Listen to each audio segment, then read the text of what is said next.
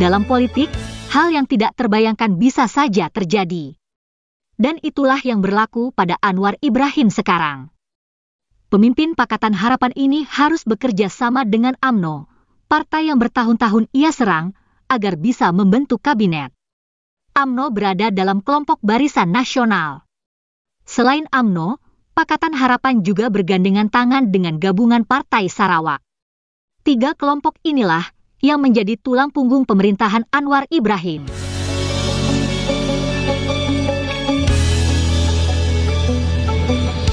Kabinet perpaduan yang baru-baru ini diumumkan oleh Anwar, terdiri dari 15 menteri dari Pakatan Harapan, 6 menteri dari UMNO, dan 5 menteri dari gabungan Partai Sarawak. Sebagai Perdana Menteri, Anwar juga merangkap sebagai Menteri Keuangan. Perdana Menteri Anwar Ibrahim dan Menteri Keuangan. Timbalan Perdana Menteri dan Menteri Kemajuan Desa dan Wilayah, Datuk Seri Ahmad Zahid Hamidi. Timbalan Perdana Menteri dan Menteri Perdagangan dan Komoditi, Datuk Seri Haji Fadillah bin Yusof. Menteri Pengangkutan, Loke Siu Fook atau Anthony Loke. Menteri Pertanian dan Keterjaminan Makanan, Muhammad bin Sabu. Menteri Ekonomi, Muhammad Rafizi bin Ramli. Berikut ini susunan Menteri Kabinet Perpaduan selengkapnya.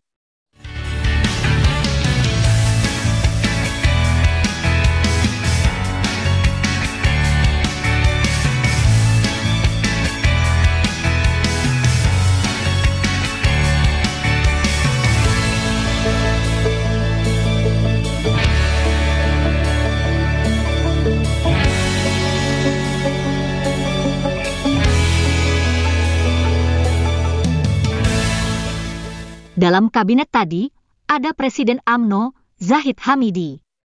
Ia memang bukan orang baru dalam politik Malaysia.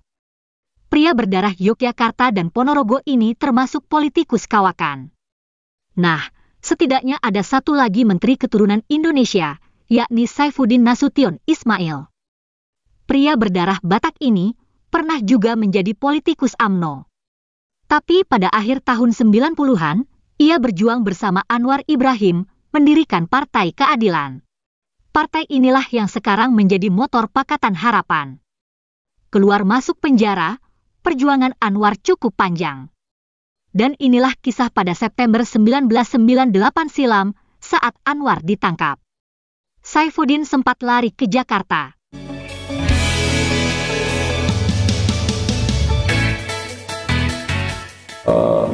Disebut-sebut bahawa ianya cuma menunggu masa saja sebelum pihak polis datang untuk menangkap Datuk Seri Anwar.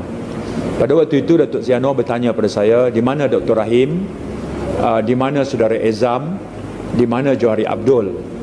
Saya kata saya tak dapat mengesan mereka. Yang pasti mereka berada di Masjid Negara, mereka berada di dataran Merdeka. Jadi Datuk Seri Anwar sebut, kalau malam ini saya ditangkap, biarkan saya pergi sebagai pahlawan. Tapi saya tak mampu semua di kalangan kita, penggerak kita ditangkap. Jadi beliau minta untuk kami berundur buat seketika sebelum kemudiannya menyambung perjuangan ini ketika beliau di dalam penjara. Dan dalam membuat keputusan itulah saya kemudiannya memilih untuk berada di Jakarta untuk sekian tempoh. Dan apabila Parti Keadilan diluncurkan pada April 1999, saya segera pulang ke tanah air dan menganggotai parti sebagai ahli majlis pimpinan pusat yang pertama, dan saya tidak lagi menoleh ke belakang. Saya cuma membeli tiket sahala. Ya, saya cuma beli tiket one way tiket saja dalam perjuangan ini. Gerakan Anwar Ibrahim memang banyak dipengaruhi oleh reformasi di Indonesia. Anwar pun pernah mengundang Habibie ke Malaysia pada 2012. Hal ini menyebabkan kalangan UMNO marah dan mengecam Habibie dengan kata-kata kasar. Berikut ini adalah penuturan Anwar saat itu. Ini kan saya jemput Presiden Habibie. Indonesia datang ya, ke Selangor dan Pulau Pinang.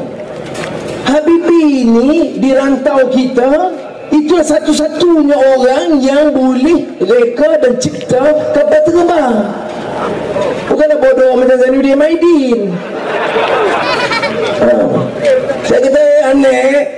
You tahu ini plane tahu. Tapi dan dia datang dia cakap.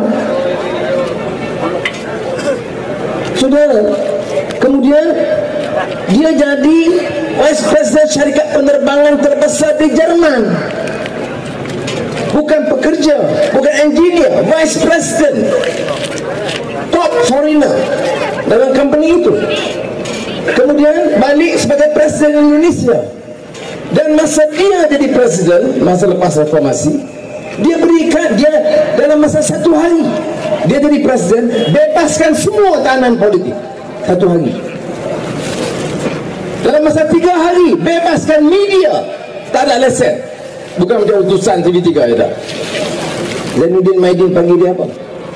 Pengkhianat.